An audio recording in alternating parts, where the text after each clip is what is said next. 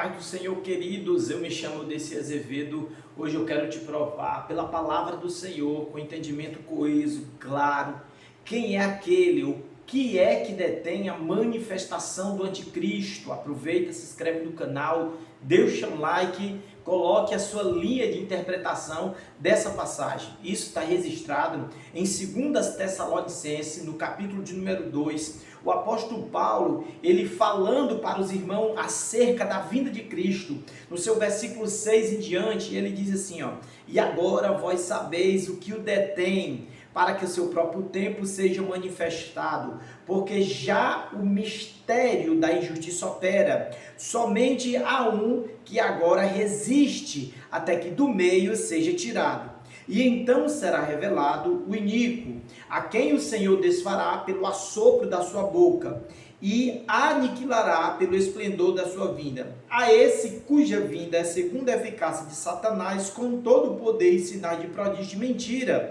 e com todo o engano da justiça, para os que perecem, porque não receberam o amor da verdade para se salvarem. Por isso Deus lhe enviará a operação do erro, para que creiam a mentira. Queridos e amados irmãos, quem é essa pessoa, quem é esse que precisa ser tirado do meio para que o anticristo se manifeste? Ou seja, essa oposição está barrando a manifestação.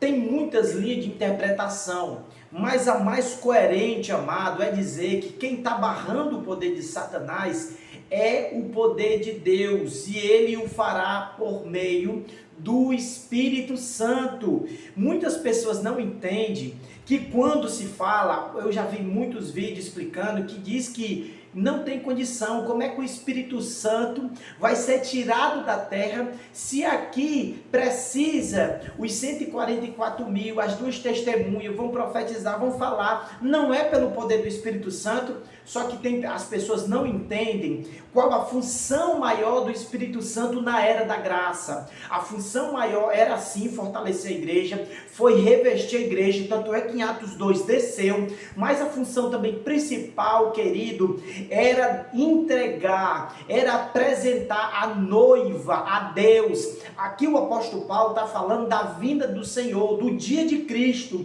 que não se confunde com o arrebatamento. O arrebatamento ele falou no capítulo de número 4 de 1 Tessalonicenses. Ele estava falando aqui porque os irmãos estavam perturbados, pensando que a vinda de Cristo já estava se aproximando. Então perceba, queridos e amados irmãos, e a igreja aqui, ela sabia quem era que tinha esse poder, nada mais é que com certeza era justamente o poder de Deus.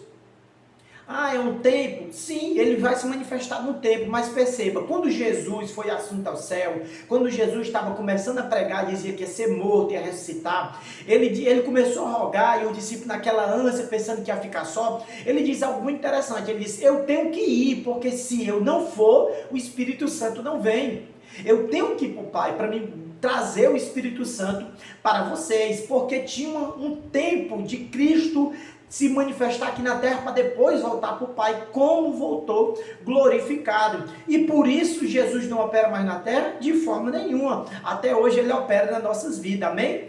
Assim é o Espírito Santo. Tem pessoas que pensam, e é errado pensar, o Espírito Santo vai levar a igreja para Deus no arrebatamento, e aqui na terra vai ficar quem?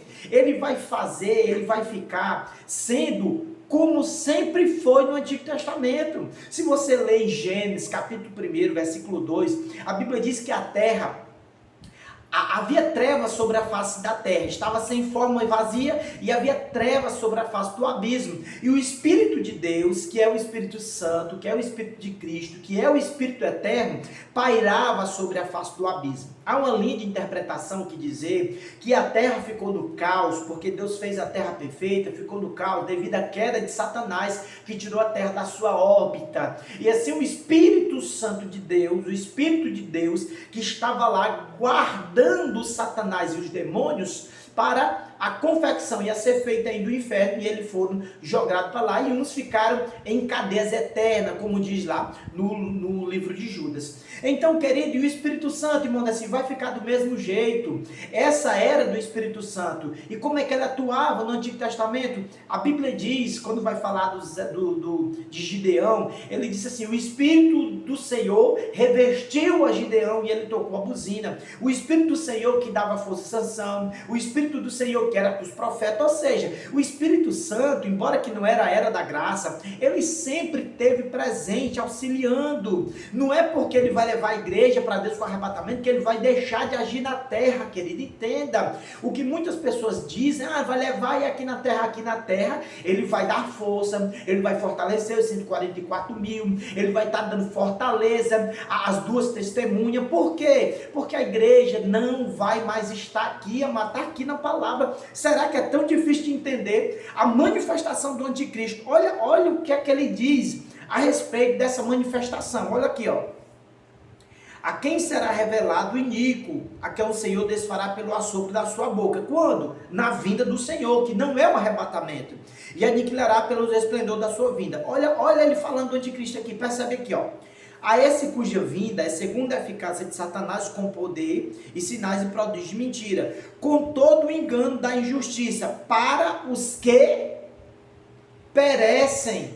Ele vai vir para quem perece, ó. Por quê? Ele ainda diz o porquê. Porque não receberam o amor da verdade.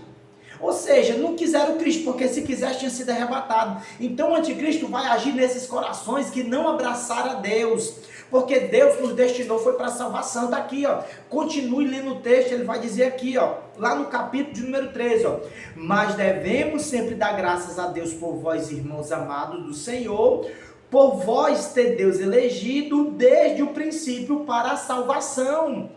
Deus não nos destinou para a condenação. Deus não nos destinou para o dia da ira, não, querido. Deus, ele vai arrebatar sim a sua igreja. Está aqui Apocalipse, ele falando para a igreja, capítulo 3, versículo 10, a igreja de Filadélfia, considerada a igreja fiel, diferente da igreja de Laodiceia, a igreja aquela que vai apostatar da fé, aquela que tem Cristo, mas que não é Deus a sua suficiência. Olha o que ele diz aqui, ó, como guardaste 3:10, Apocalipse 3:10, como guardaste a palavra da minha paciência, também eu te guardarei da hora da tentação. Não é é da. Há uma diferença. Ele diz assim: eu te guardarei da hora da tentação que há de vir sobre todo mundo para tentar os que habitam na terra, porque eles não creram em Jesus e vão passar. A grande tribulação, ela vai ter um propósito. A ira de Deus vai ser derramada sobre os filhos da desobediência e sobre, principalmente, vai servir para purificar Israel, que não aceitaram Jesus, querido. É por isso que na manifestação do anticristo, ele vai ser recebido como Cristo. A menorá, os utensílios do templo já estão tudo confeccionado. O terceiro templo vai ser erguido e os judeus vão abraçar o que nós chamamos de anticristo. Eles vão abraçar como Messias.